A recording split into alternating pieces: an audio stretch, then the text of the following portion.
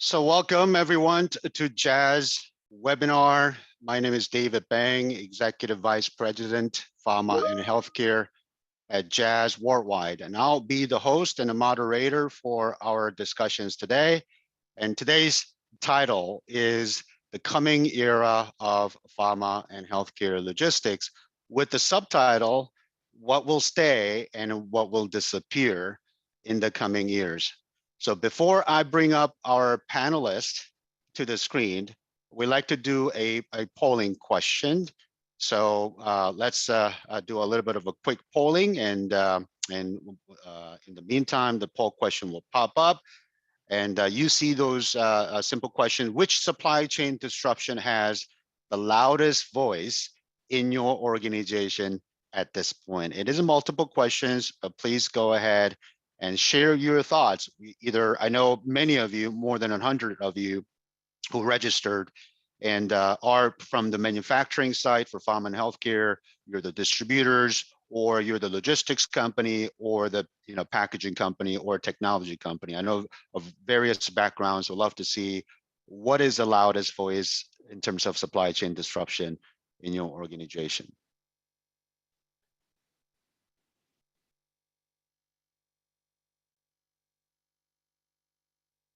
Let's keep it coming for the next maybe 10 seconds more, and we will close the poll, and we'll share the results.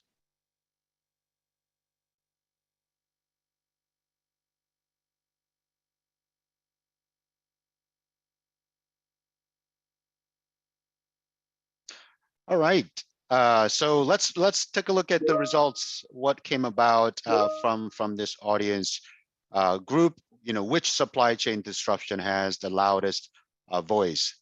So I see that a good portion of it, I think, is a no surprise. The capacity has a loudest voice in your organizations, followed by increased costs. I think goes hand in hand, and the congestions and delays, labor shortages, and supply chain shortages. I think we got the right panelists for such a discussions we're going to have.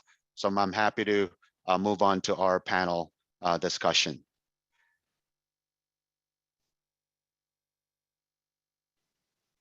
So before, let's go ahead and start the discussions. And before I bring our esteemed panelists to the screen one by one, you can turn on your video, microphone, but let me introduce each one of them as far as their bio goes.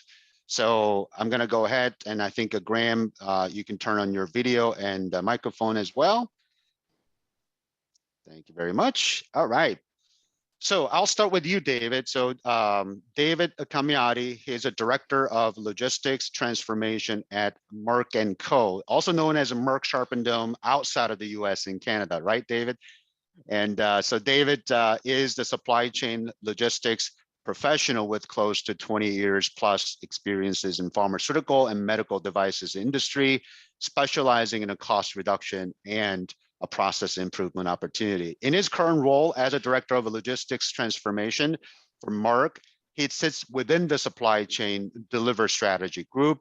He is currently responsible for the deployment and development of Merck digital logistics strategy that seeks to integrate a cloud-based solution that will reduce the discards of a valuable life-saving medicines for patients, and it is a key enabler within the end-to-end supply chain plant to patient control tower initiative. Welcome, David.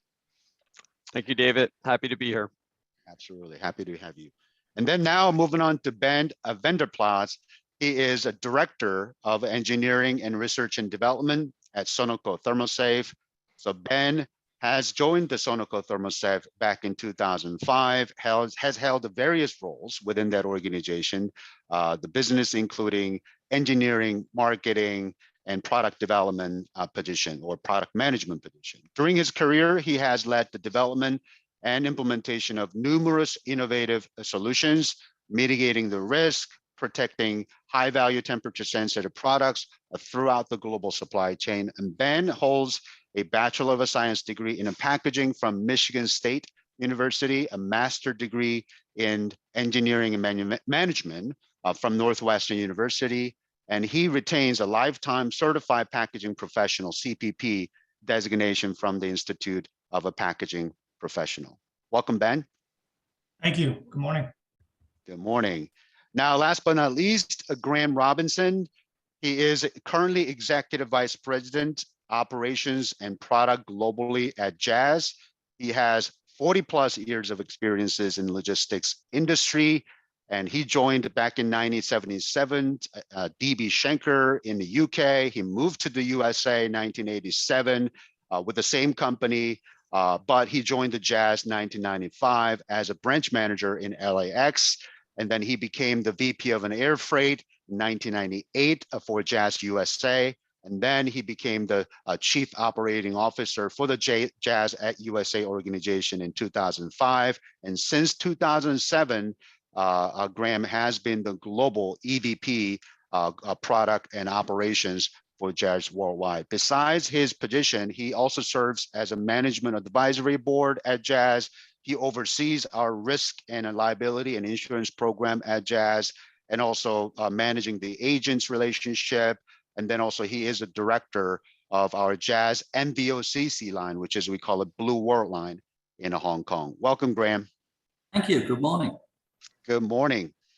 Okay, so before we jump into the discussions, and I'd like to actually remind everybody about the Q&A functionality of this Zoom webinar. So you can use the Q&A functions, and as we go along with the conversation, please do use that and ask questions to any one of us, either generally to all of us, or you can specifically say, I'd like to ask to David, or I'd like to ask to Graham, and of course to Ben, and or you can actually make some comments on chat if you want to. If it is not a question, of course, if it is a question, please do use a Q&A session. Okay, now let's go ahead and jump into the conversation. I'm sure there's there's no immediate question at this moment, but I'm sure it will come in and we will pick those questions along the way in our conversation. But I do have a questions for every one of you in our panel. You know, our title is, of course, what's going to stay, what's going to disappear in the next few years to come.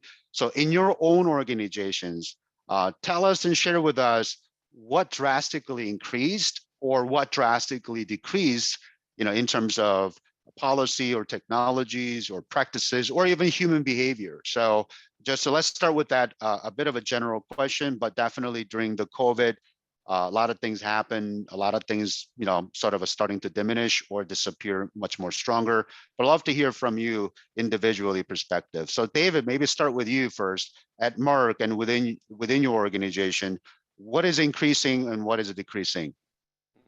Yeah. So when we looked at that poll question, I was curious if there was going to be a, you know, F for all of the above. I mean, you know, it's really a sign of the times coming through the pandemic in terms of all of the new changes that we've had to go through to manage the business as it is today. And I think some of the things that have drastically increased over time have been the need for this planning and collaboration with our end-to-end supply chain in a way that we really never had to do before. We've always worked closely with end-to-end supply chain, but the need to ensure that we stay aligned with our packaging sites, with our end-to-end plan to try to look at adherence to schedules as it relates to supporting the logistics operation has become a key focus for us to ensure that we maintain supply. And it's this idea of micromanaging had increased drastically to support key lanes and make sure that we can get the right bookings in place and we can deliver product where it needs to be, right time, right place, right condition. So I think those are the things that have just increased deeply, along with this deep collaboration end to end, and the use of newer technologies to support visibility and again ensure that we can react in the right time. Has been a huge part of things that have increased. I think things that have decreased have been this scrutiny over cost during the pandemic, right? The ability to get your booking done quickly in a spot quote market and ensure that you can get capacity when it's available, we had to kind of shift gears and get comfortable with the ability to make faster decisions and scrutinizing some of the costs that went along with it. At Merck, we committed to never missing a dose. So I think that kind of came hand in hand in terms of the trade-off, in terms of things that had decreased or disappeared over time. And I think, with that, there's this idea that the ability to make faster decisions was something that was critical for us. It was kind of a trade-off in that space. Yeah, that's very interesting, and that's a very nice to open up our conversation. So I'm moving on to Ben before Graham. So from your perspective, of course, Sonoco Thermosafe is a leading packaging, temperature control packaging solutions provider. But of course, even in that domain, a lot of things happen. I mean, you still need to produce those packaging. You have your own supply chain disruptions also. But yet, how do you, so what have you seen from that increases and decreases perspective, right? That's quite interesting. Yeah. So, I mean, certainly some of the things, right in the news, right? The labor availability, the hourly workforce, big impact there. And then on the raw material side, if you're bringing things in from overseas, the planning, the costs, of course, you talk about what's increased, all those roll right back up to the cost, right? And as material availability was such a challenge, we've had to explore alternatives, qualify those alternatives, move those through change control process to make sure we've vetted everything as we do continue to push product out into the market, that it's been through the qualification process and up to our standards. So certainly the cost impact there, we've increased our focus around some automation aspects of our manufacturing side of the business in order to mitigate those concerns on the hourly workforce side. All while demand has gone up over the past year, right? I mean, think about how many of those COVID vaccines were distributed over the past 12 to 18 months. It was a huge impact. And that really, it's all started in vacuum panel technology, which had a capacity. And so if you weren't in the business of distributing COVID vaccine, it was very hard to come about those vacuum panels. The demand versus supply was very askew. So there was challenges there. We've seen some impact to direct to consumer markets, more on the food side, but that of course then impacts the business we've got on the pharma side as materials shift in that direction. And pre-pandemic, but it continues to accelerate, is the sustainability side of the business. The return reuse options, those continue to climb, but also focusing in on some of those single-use items.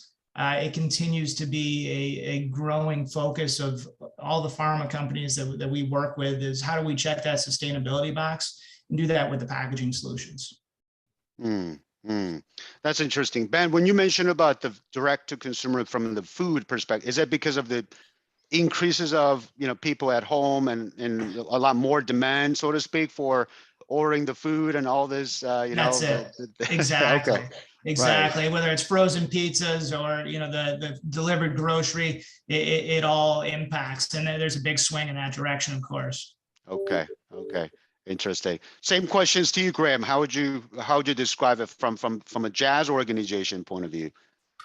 I think the biggest challenge we had was not the immediate impact of the pandemic itself. It was more about how we dealt with the economy, because it came back very, very strong and very, very quickly.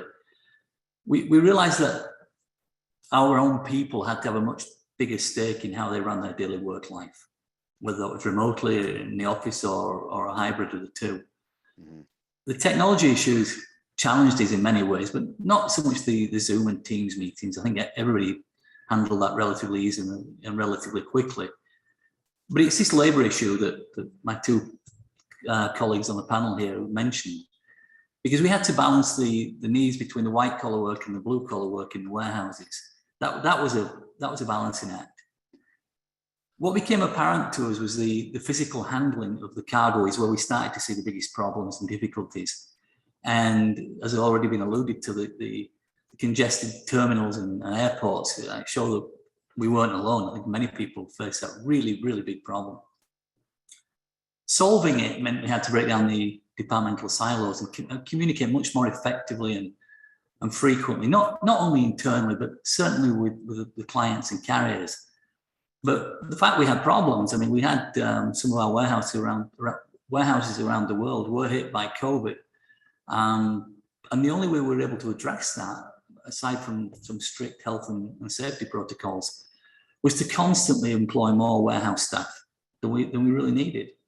We had to do that in a very, very tight labour market, and that was problematic. But it was the only way that we could combat the inevitable absences and the isolation periods. I think that was a successful program that we instituted and that we still have carry on today, to over-resource in the physical handling area, because that plus the acceptance of the remote working, which was an anathema to a company like ours, it represented a couple of big changes in our corporate mindset, and we've had to live with that since.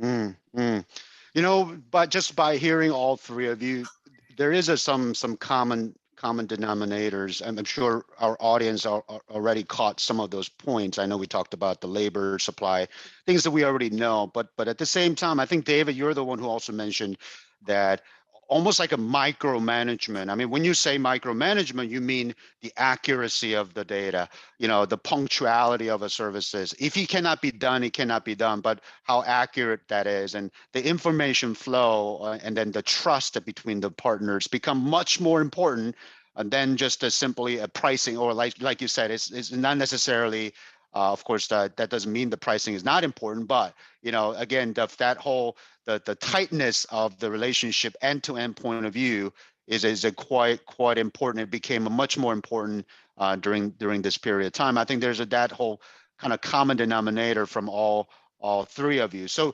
state with you, David, like, you know, with what you just said, you know, decreasing and increasing from that those point of view, but, you know, you personally as a director of global transformation for logistics at Merck, and one of the leading pharmaceutical companies in the world, you know, I'm sure you might be hoping that certain things will eventually disappear. You know, hey, those need to go. I mean, I know we live with it, but those need to go eventually. Could you just kind of share with us a little bit of what you see over 20 plus years in experiences, but you've seen it happening and again, then you thinking like, you know what, it's about time that those things need to go eventually in the next few years to come. Yeah. So I would start with probably saying, even though I started with the spend scrutiny was something that we said increased in terms of, you know, having flexibility and willingness to accept. That is something that needs to disappear, and I will see disappearing with the effects of the pandemic slowly waning and capacity coming back on board. And I know that this will take some time. But the add-on effect will be to ask our providers to become more nimble themselves in terms of how they can aggregate those costs that I'm hearing from the rest of the panelists, be passed on to us as the shipper, so we can support the day-to-day budgeting process and become more accurate in how we do our day-to-day work. And I think, you know, as we see, the obvious here is the effects of the pandemic itself, as that decides or that continues to wane, and we see capacity coming back on board, having more options, and those options being made available to us more quickly, and I guess the reduction of this micromanagement activity that's been needed to ensure supply. You know, I think all those things will start to diminish over time, and that's a bit cyclical. And we've always noticed these kind of cycles, you know, over the years. You know, I think the things that are going to stay will be the complexity for pharma supply chain. Yeah. We have highly complex supply chains, global supply chains, highly regulated, with products that require special handling. And that will not only stay, it'll probably increase over time. So we'll need to continue to think about disruptions. I think disruptions will stay. Even though the effects of the pandemic will wane, I think that we are in a new era, like you said, where disruptions is now part of the way of working. And we'll need to continue to kind of build on this digital infrastructure that requires data being communicated quickly, effectively, and we'll need to enhance those digital connections, not just the connections itself, but the data quality that sits behind it, the velocity in which that's being connected. And then, I heard Graham mention these new ways of working, and I think the people who have to support the new business processes that come along with this, having a lot of data is great, but not being able to act on it is poor.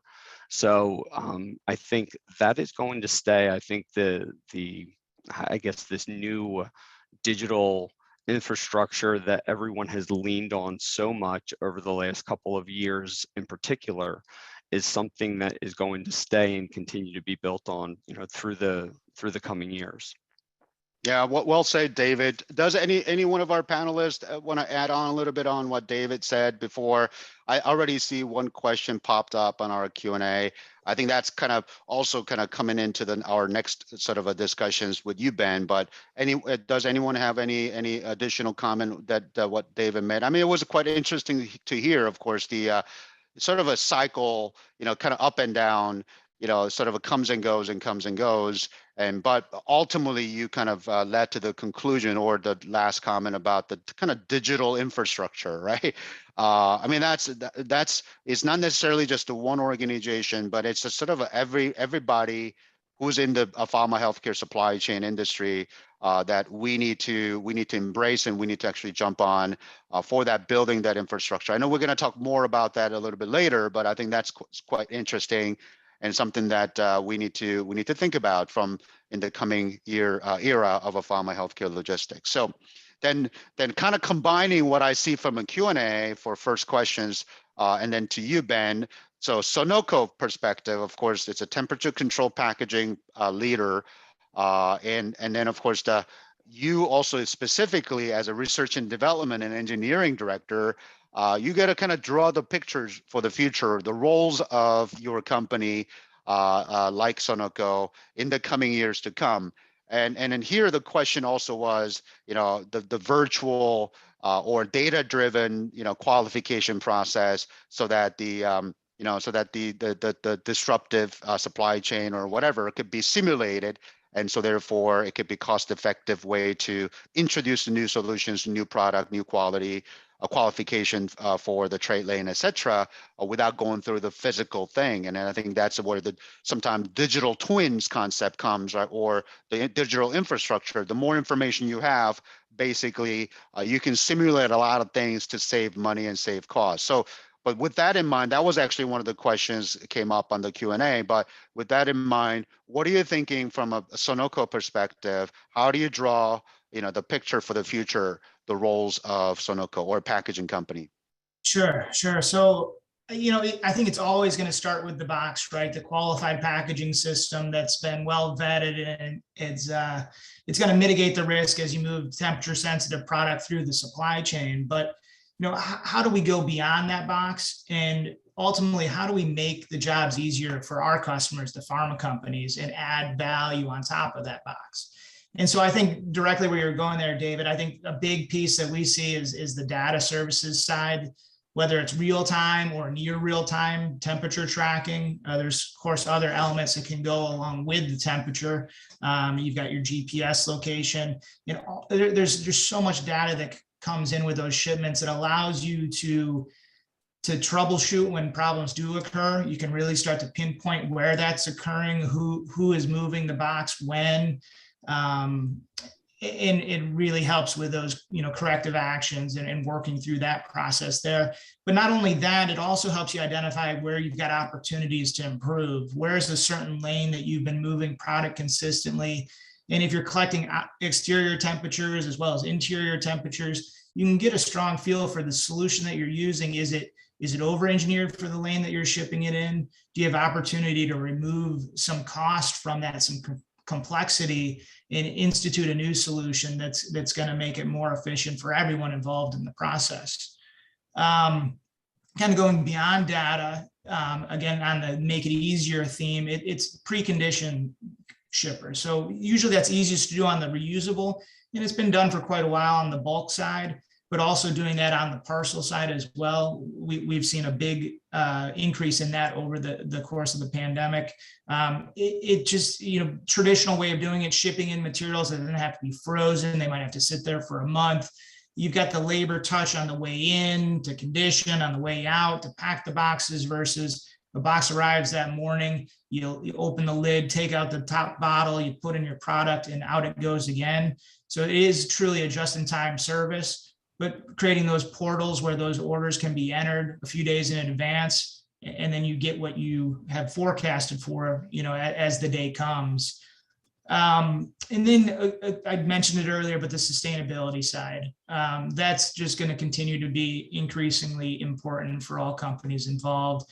Of course, there's the return reuse side of it, which is great, and that hits it, but not all lanes are made for return reuse. You're going to have those single-use pieces. And what we've been doing is leveraging, we've got a recycling division as well as a sustainability department, but we've been in the recycling business since the 1920s.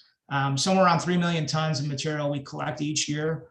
And so we're working with some of our material recovery facilities, commonly known as MRFs, to really understand is our materials that we're looking at as our next generation, as those hit a material recovery facility, how are those sorted? Do those get sorted properly? Because as many of us know, many materials that do go recycling, curbside, they do end up going to landfill anyway. So making sure that you've really, tested it out to the end. What you're calling is recyclable is recyclable. And that's where it starts to make a big difference there. So those kind of three buckets there, the preconditioned, make it easy, the sustainability, and then of course the data piece that we're all seeing. Right. I mean, data piece, I know we're going to have a little more conversation a bit later too, but actually before jumping onto some other topic with Graham, but the sustainability is also quite interesting because, but let me ask you this, to both of you, Ben and David, right? You're talking about recycling or repurpose and reuse of those material that sometimes Merck also buys, purchases, or either per use or just that you buy them outright. And of course, for sustainability perspective, certain destination is sometimes it's a tricky. Now, often it is also, the volume or the scale in that destination. So in other words, it may not be economically viable if it is just a one Merck company trying to do recycling or repurposing in a certain destination versus if a Merck can partner up with XYZ company or ABC company, also even Sonoco perspective, it's not just a Sonoco, but you're sort of a competitor, but technically from a recycle repurpose point of view, not the repurpose, more of a recycle or return, there could be a bit of that kind of a partnership possibility, right? Is it something that your organization, both of you, when it comes to sustainability, you consider that as a competitive advantage that you cannot work with any other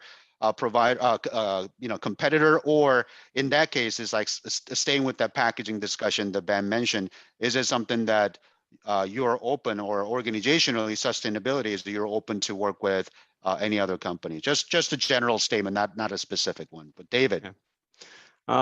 So I would start with saying it's table stakes in today's environment that a vendor has a very clear line of sight to their own sustainability targets, right, and that they can communicate to us, a shipper who's purchasing product, what that looks like. So that's the entry level. And it's nice to hear Ben talk about, having robust business processes put in place that speak for recycling, return, because Merck has their own tier 3 sustainability targets. So we need to be able to communicate that. We need to be able to confidently say that we're partnering with vendors that have these types of targets in mind and that are actively looking to reduce the carbon footprint and support the sustainability target. So yeah, absolutely, it's table stakes and it's something that's necessary. Ben? Yeah, that's just it. I think it's where do those opportunities exist? It is a collaboration because we're not always they're not always visible to us when working together and involving another party. A lot of times when the packaging leaves our door, from a single use perspective, we tend to lose visibility on it. So it's having those discussions with our customers, getting a better feel for where they're being used, when, how they can be brought back. We've certainly put in more programs today than in the past where a package that was traditionally single use, we're bringing those back in. We're doing the inspection. We might be replacing a few different pieces here and there, and then they're going back out for additional uses. So what was always single use, that paradigm's changed, right? We're in a new space today, and I think that'll continue to accelerate as well. Yeah, nice. Spot on. So let's park that for a second and moving on to the highest, from a polling question point of view, the capacity was the loudest the voices in everybody's organizations. Of course, like you said, David, pretty much all the above. but I think the people in their mind, what they see in the marketplace is a capacity. So I think there's no better persons to talk about with extensive experiences that you have, Graham, not only at Jazz, but previous organizations before Jazz. I think you and I, we sometimes even have a personal talk, and then even you with a 40 plus years experience, you never seen this before. I mean, like this magnitude, this pandemic, this type of a situation, total disruptions. But somehow we had to live through this and navigate through this. So the current, supply chain disruptions, I know a lot of people are hopeful that this is going to somehow come into an end and this year, but I think there's already a talk that yes, it will starting to diminish, but definitely, even 2023, I think we're going to still feel the pain. So how does a company like Jazz, how do we prepare? How does it prepare for such disruptions? Especially speaking of your responsibility, which is operations and product, which means air freight and ocean freight is also under your responsibility. How do you navigate this and for the next couple of years? I'm not sure if this is my favorite subject or my least favorite subject. It's one or the other, maybe both. Look, as everybody knows, space and capacity, both air and ocean, I mean, it's plaguing the industry and it's leading to some different approaches. Certainly, we're looking at longer term arrangements with the underlying air and ocean carriers, and that's absolutely becoming a new normal. But these types of time volume arrangements are certainly not unfamiliar to the industry, certainly not to us. But a couple of things have changed during the pandemic, and to be honest, I don't care how many years experience you had. As you and I have talked separately, David, the reality is we ain't seen nothing like this before. So a couple of things have really changed. One, the length of duration for these arrangements that are actually in place. The ocean carriers are now looking for multi-year contracts, and it's big dollars. Traditionally, they were giving annual deals, which companies like ours signed off, and clients as well. But the airlines are also extending the length of block space agreements that they give to forwarders. And it's even the same when we look at chartering aircraft. They're looking to extended multi-year deals. So it's the extension of the deals, the length of the deals that's an issue. And the second issue, and David already addressed it by talking about the spot markets, there's a change. They're now much more in favor of the carriers, especially for ocean freight. In the past, at various points of the year, you were able to achieve cheaper rates, spot rates, when it wasn't peak season. Unfortunately, now what the carriers are doing, they're holding back a certain percentage of their capacity, which allows them then to increase the spot rates beyond those of the long-term agreements. So it's exactly the other way around. In the past, it was to get cheap rates in low season. Now it's for the carriers to be able to increase those rates as and when they can. To be honest, it shouldn't really be a surprise. We cannot ignore that for several years, all the carriers lost money. In fact, not all of the carriers made it. For example, Hanjin. So the losing money, the deflated rates, all led to an industry consolidation. And as a result of that, during the pandemic and during the recovery from the pandemic, the line of management are now taking a more disciplined, some people might use the word aggressive approach in the way that they look at their bottom line and making sure it's black numbers. In fact, the current market conditions now more than support that strategy, and the reality is that the ocean carriers especially are making money like they've never seen before. What do we do as Jazz? We were very early adopters of the long-term agreements. We started with that with the airlines very early on because we knew the trajectory of our own business. We thought we knew what the industry was going to do, but we had a very good idea of what we were going to do. And we grew very, very quickly in the volumes, not revenue. I mean, revenue, as you can imagine, but it's more about the number of containers, number of cubic meters for LCL and the air freight tonnage.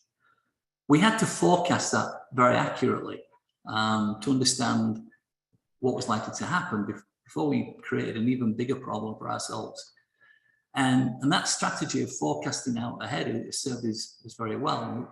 We've been able to create some dedicated space for many of our clients. None more so than on the east-west racetrack.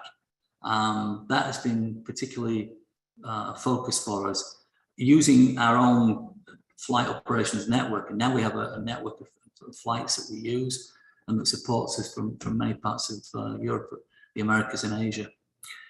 But it's the same for the ocean carriers though, because we lock space in for the long term, because as your question implied, we don't see much capacity change in the next 2 to 3 years. Unfortunately, if you look at the forecast for the new build for both the aircraft and vessels over the next few years, it's pretty clear that the demand growth is going to exceed the capacity growth over that same period. So I'm afraid some of the problems we're facing today, although they may ease a little bit, they're going to be around for a little while yet, I think. Yeah, Graham. I mean, I think that's what we're talking today, even that end-to-end view, David, you mentioned, or that whole connectivity things that Ben, also you briefly mentioned earlier. Now it's really more important than ever before, having an accurate forecast or working with the partners, making sure the data accuracy is there, and how do we actually partner up with that long-term view, because that's where the market is. Maybe things might change, like David, you said, maybe it goes on up and down and things might change a little bit, but definitely not for a while. So I think that's what it is. So kind of, I just want to remind everybody that use the Q&A, and of course, if there's any comment or questions, please use that functionality, just in case if you forgot, there is a functions for questions. But now, as I promised, I like to get into the data piece a little bit, having the conversation over the next few minutes. Is that, if you think about it, I think the data is there in mostly, and then also it is the technology advanced quite a bit. And I think even when I read your bio, you're currently, David, working on even the cloud platform and the data transformation. But this is actually just a questions to everybody, and of course, if anyone has any comments, please feel free to chime in. Is that, but we do have a technology. It is still multiple systems, silos, handover, or redundancy, but it is not necessarily a lack of technology, but almost like a lack of a will, or so to speak, right? Why do you think that is, right? Why that we still kind of live through this siloed environment, when we saw that what that could do to the supply chain disruption, and yet we don't necessarily kind of jump in as an industry and say, let's do this, and things like that. Why do you think that is the case? David, maybe share your thoughts a little bit. So first off, I think this is a conversation in and of itself, but but in 60 seconds, I would probably say that it's less of an inability to connect to our vendors and to share data versus having really well-defined compliant data models that support outcomes, and getting independent and desperate data sources with good data quality to help you get good derived decisions. I mean, oftentimes we'll have business processes that are looking for data to come in from our forwarders that need, let's say, a master airway bill to support how we connect up our enterprise data or order level data. If that's missing, at the ground floor, sometimes you lose visibility there.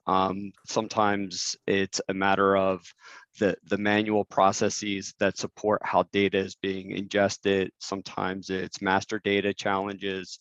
So I don't think it's, I think where we start to feel sluggish in the process is when we see the challenge of managing the bits and pieces that don't connect, and it breaks the model apart. So we get less of that digital value, that thread of connecting the data. And I think that that's going to take some time. And, I would probably say that's an area that we'll continue to struggle and focus on, because a lot of times it takes manpower to continue to manage the data, either upfront or as we get it and we have to clean it. So I think that that's a bit of the challenge there. Yeah, well said. Any one of you, Ben and Graham, you want to chime in what David said about the what sort of is a causes, or why we're not really making that progress as we want to do as an industry? Why do you think that is? Sure. I mean, it's a tough one, right? Everyone's got their own data streams, and I think they're all just a little bit different.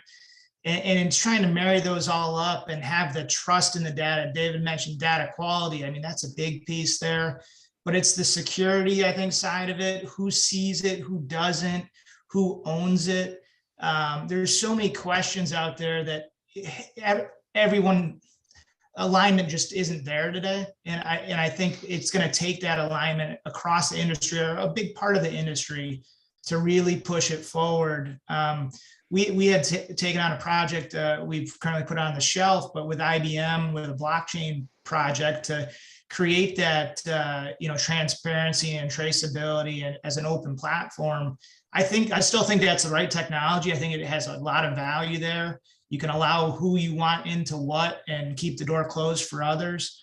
But there's a big price tag in developing that. And without that alignment, I don't know who's going to take that on to do it. But whenever it does go, there's going to be huge value across the industry. It's just getting there and scoping it in. That's right. Right. Graham, you want to chime in anything? Sure. I mean, the truth is that our industry has been behind the curve for some time. I mean, that is the unfortunate reality. But changes are happening. This is ongoing. We see clients now wanting to interact with us through APIs rather than EDI. That's becoming way more common. But if there's one thing we've seen during the pandemic, it's been the need for greater information. Moving forward, this is really brought into sharp focus that this is an industry problem. Everybody knows or can be upset about it, but everybody's aware about the fact that delays happen. But the lack of data surrounding that, or in some cases conflicting data, we have carriers arriving on the same vessel, but two different carriers on the same vessel provide two different data sets. That lack of transparency and data integrity is a real killer for everyone involved. Yes, we do see these feeds from many different carriers. And in fact, there are some really good data consolidators out there in the market now. And that's going to be useful moving forward. And when I say moving forward, I'm talking about almost the here and now. Because not only will it improve our productivity, which of course I'm always interested in, but more importantly, it will improve the quality. Especially in the ocean freight arena. We talk a lot about satellite imagery and some of the things that we talk about, how that can be improved and what we can use that for. There's a lot of potential there. We've seen those satellite pictures with vessels parked off Los Angeles and Long Beach. We all know, as you said, David, that the technology is there. But as Dave Comanche said, that acting on it has been poor. So it's about how we get our arms around it.